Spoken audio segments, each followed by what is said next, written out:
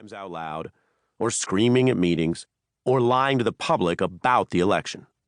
Those things don't cut it and are typically legal. If there is overwhelming evidence of a conspiracy, however, hatched and pursued at the highest levels of the government, then prosecutors have a duty to prosecute the conspirators and their leader. So, the United States, as a nation and government, is facing a test. It can assess the evidence that Trump led this conspiracy or turn away. It can reach conclusions and confront them in public to redress an authoritarian, anarchic attack on democracy with the best attempt at truth and justice. Or it can devolve into a muddle of competing claims. What happened?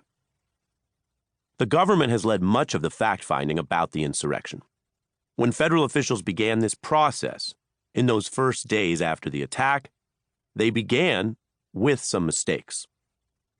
The government's task is much broader than determining accountability for what happened on one day. Yet the insurrection was initially viewed, by both its opponents and its soft allies in the Republican Party, as largely a single-day event, a one-day attack.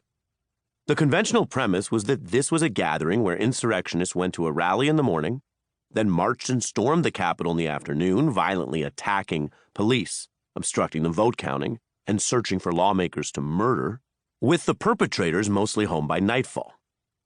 This was also the initial view of the Democratic Congress. The news moves fast. It may be easy to forget now that Congress impeached then-President Trump for one thing. Quote, incitement of insurrection on January 6th. To be fair, that impeachment trial did serve several functions. It swiftly laid down a marker against the attack, compelled Congress to go on record, made Trump the only twice impeached president in history, and secured the most bipartisan coalition to convict a president in the last century. The trial's entire thrust, however, was stuck in a flawed framework of limiting its perspective to events that unfolded on a single day.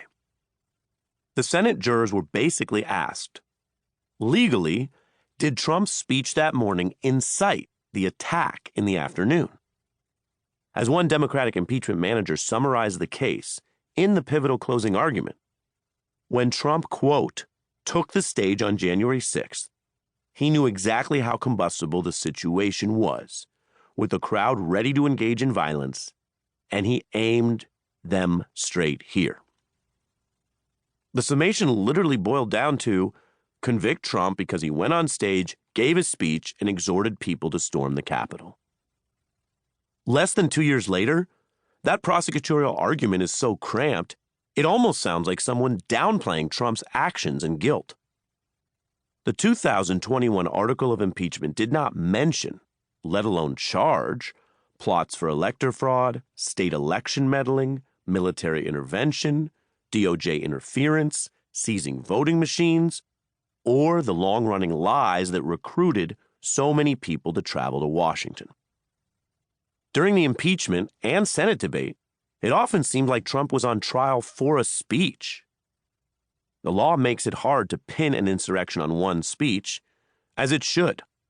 True freedom of speech sets a very high bar for convicting any politician, in the Senate or in court, for words in a speech. The attack. The Congress of January 2021, which impeached Trump, was not very different from the Congress of July 2021, which formed a select committee to investigate. The House created this special committee, quote, to investigate the January 6th attack on the United States Capitol, as its authorizing resolution states. The conception, goals, and very name are about January 6th. The authorizing resolution states the probe has three purposes. Quote, investigate the January 6th terrorist attack. Quote, evaluate evidence from the government about the terrorist attack. And, quote, build on any other investigations while avoiding unnecessary duplication. In other words, investigate what went down that day. That assignment quickly proved too narrow, however, for the range of plots and crimes revealed, and sometimes confessed, in the ensuing months. It would be like trying to investigate state-sponsored racism in the Jim Crow era.